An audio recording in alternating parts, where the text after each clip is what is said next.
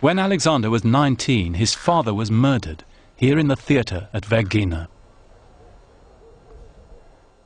Suddenly, unexpectedly, Alexander was king.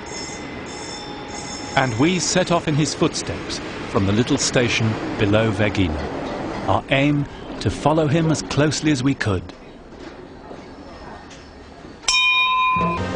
In May of that year, Alexander's army was ferried across the Dardanelles from Europe to Asia.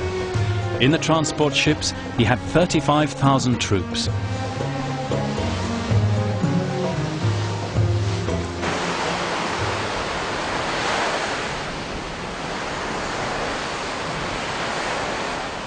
Meanwhile, Alexander himself sailed on downstream, on a pilgrimage to a place sacred in all Greek hearts, and especially his, Troy.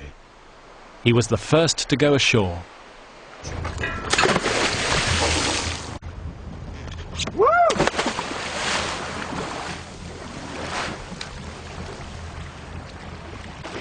Alexander waded ashore in full ceremonial armor.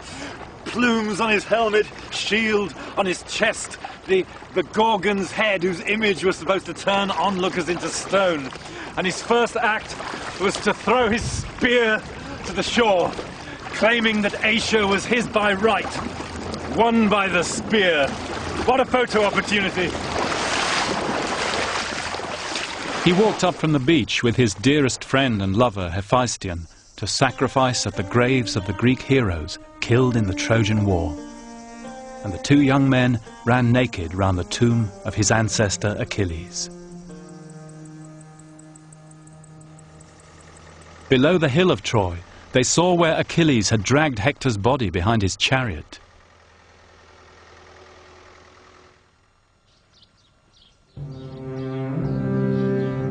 Then they visited the old town of Troy. Since he was a boy, Alexander had hero-worshipped the Greek warriors who'd fought and died on these walls 1,000 years before. Their deeds here had won them eternal glory, and Alexander thirsted for that above all things, says the historian Arrian.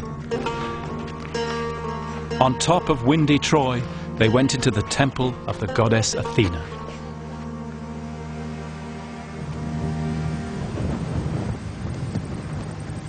Inside the temple, Alexander was shown weapons which were said to have been used by the heroes in the Trojan War. And he left his behind and took them with him, including a shield which was said to have been Achilles, which was taken with him all the way to India. Coming here and honoring and sacrificing for the heroes, giving blood to their ghosts, Alexander was trying to co-opt them, to have the heroes fighting for him in his war against Asia.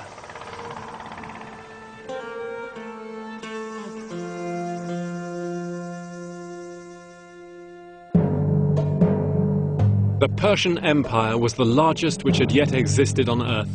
The Persians ruled from Ethiopia to the Black Sea, and from the Aegean to India. Their king, Darius, was lord of the world. This was what Alexander was taking on.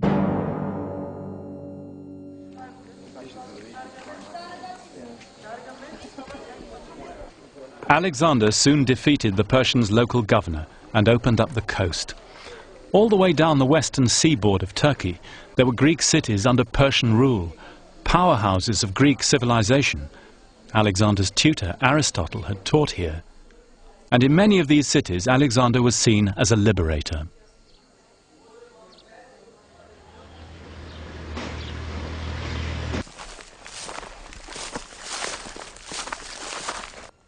Alexander came along this path to the temple at Didyma.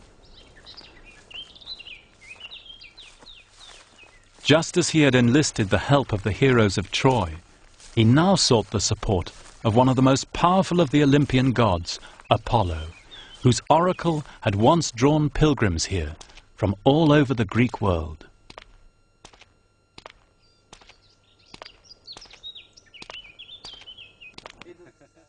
Alexander did. This was a war of revenge, and in his mind the war would be fought on the level of the gods too, gods whose shrines had been desecrated by the Persians. Back in the time of the Great Persian War, the Persians had sacked Didyma, its sacred spring had dried up, its prophecies ceased. But to Alexander, Apollo was still here.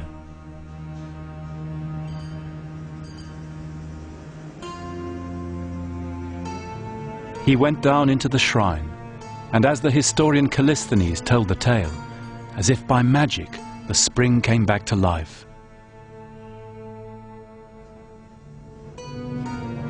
However it happened, the oracle had found a voice after 150 years, and it said Alexander would triumph over the Persians.